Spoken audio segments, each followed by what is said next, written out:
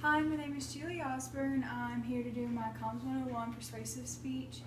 My organizational style is problem and solution.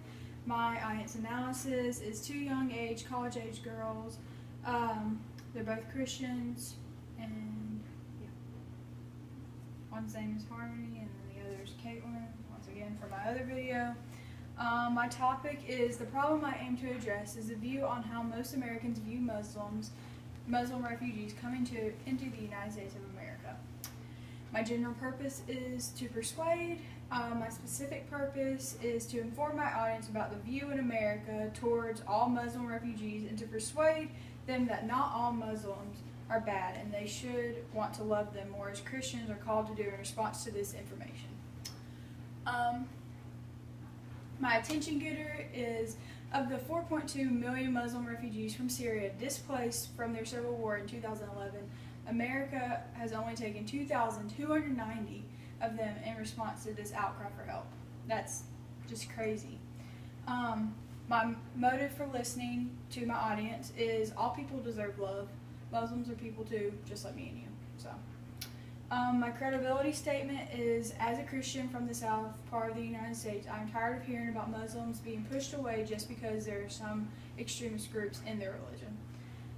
My thesis statement is, stereotyping a person into a certain category is already a problem, but when some people stereotype a whole people group just because of it, that's a larger issue. Jesus calls us to love all, not just one religion or race.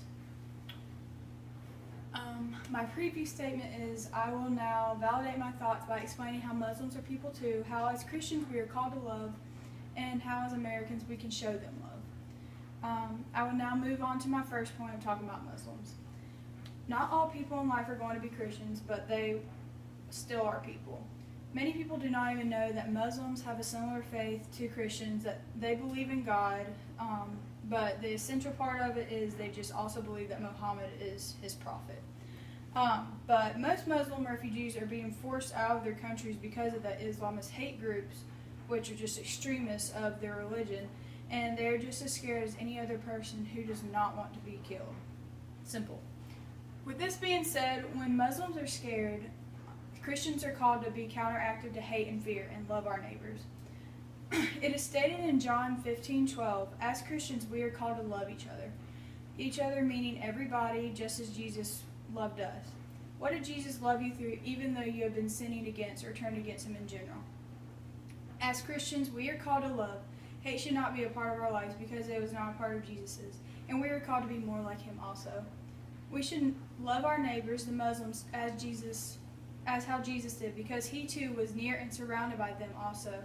He grew up in the Middle East, therefore he was encountering the Muslims' ancestors then. With loving our neighbor as Christians, we should also learn to love the Muslim refugees seeking help in the country of America. America has a right to have developed a sense of fear from Islam because an Islamist extremist group has been attacking America for years, but that does not give America the right to hate all Muslims. The refugees from Muslim countries are just as terrified as any American would be in the situation they are put into because of extremist groups in their country. Christians in America should start the movement of putting love in place of fear with the idea of Muslims. After all, they too are fallen sinners in a fallen world that they yearn to find hope in just as we have. Muslims have a right just as much as we as Christian Americans do to live in our great country and seek refuge legally. Through this, we have the right to help move them forward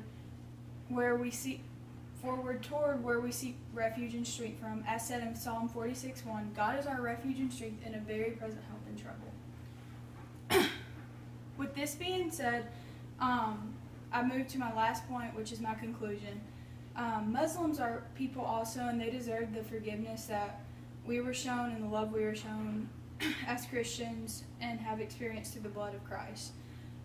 They do not deserve to be treated as if they are just one extremist hate group, but they deserve to be treated as people who deserve a Savior with amazing grace. Do you believe you are better than them as sinners? Then why do you hate them so much? We must stand for our neighbors and take action to love them. Luke 6:35 says, "But love your enemies, do good to them, and lend to them without expecting to get anything back. then your reward will be great, and you will be children of the Most High, because He is kind to the ungrateful and the wicked.